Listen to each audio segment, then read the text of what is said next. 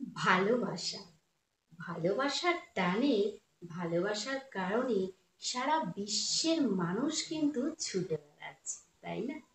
আমি তৃষা চলে এলাম তোমাদের কাছে সেই ভালোবাসার টানে। তো যারা যারা আমার নতুন বন্ধু আছো, তাদের উদ্দেশ্যে একটা ছোট্ট কথা বলে রাখি। যারা তোমরা আমাকে ফেসবুক থেকে দেখছো, তারা কিন্তু অবশ্যই তৃষা মণ্ডলকে ফলো করে দিও। আর যারা তোমরা আমাকে ইউটিউব থেকে দেখছো, তারা কিন্তু অবশ্যই আমাকে সাবস্ক্রাইব করে দিয়ে আমার সাথে থেকো, আমার পাশে থেকো। তাহলে চলো, আজকের ভিডিওটা তাড়াতাড়ি স্টার্ট করা যাক। ভালোবাসা কি, ভালোবাসা কাকে বলে, এটা নিয়ে কিন্তু অনেকের অনেক রকম কিন্তু মতামত আছে, অনেক রকম কিন্তু বক্তব্য আছে, তাই না? তো আমি কিন্তু কোনো মতামত বা কোনো বক্তব্যে কিন্তু যাচ্ছি না। আমি আমার মতো করে এই জিনিসটা নিয়ে একটু তোমাদের সাথে কথা বলবো। ভালোবাসার কারণেই কিন্তু ছোট থেকে বড় সকল মানুষ কিন্তু দৌড়ে বেড়াচ্ছে, তাই না? এখন এটা আমাদের একটু বুঝতে হবে যে ভালোবাসা কাকে বলে। আমরা কিন্তু সাধারণত দুটো ছেলে মেয়ের মধ্যে যেই সম্পর্কটা হয়, সেটাকেই কিন্তু ভালোবাসা বলি, তাই না? ভালোবাসা কিন্তু এক একজনের কাছে এক এক রকমের হয়, তাই না? ছোট থেকে নিয়ে বড় পর্যন্ত ভালোবাসা কিন্তু পরিবর্তন হতে থাকে।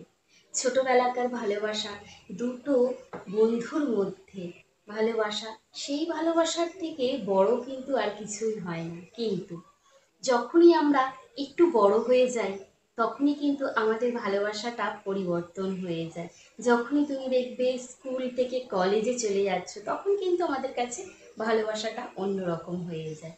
যখন একটা পুরুষ একটা নারী যখন তাদের বিবাহ বন্ধনে আবদ্ধ হয়, তখন তাদের ভালোবাসা একরকম।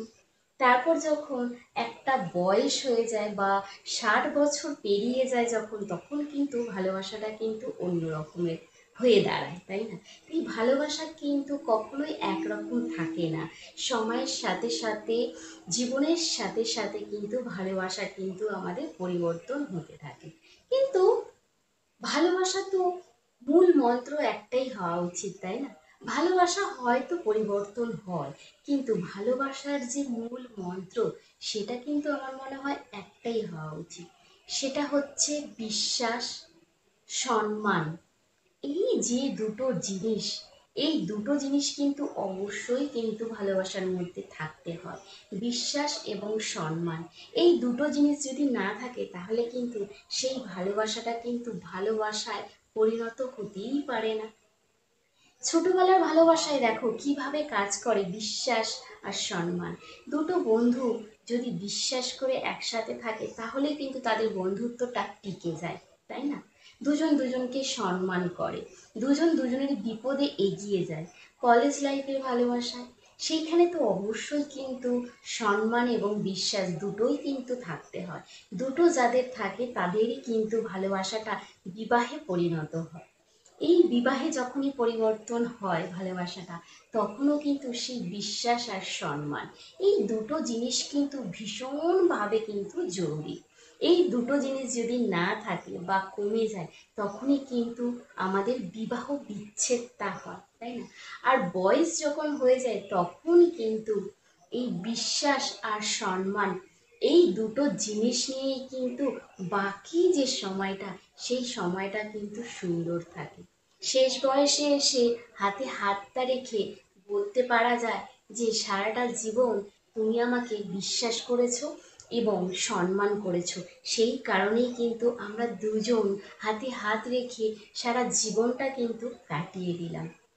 ভালোবাসা হচ্ছে একটা ছোঁয়া, একটা আবেগ, অভিমান, রাগ, সমস্ত কিছুই কিন্তু ভালোবাসায় থাকতে হয়।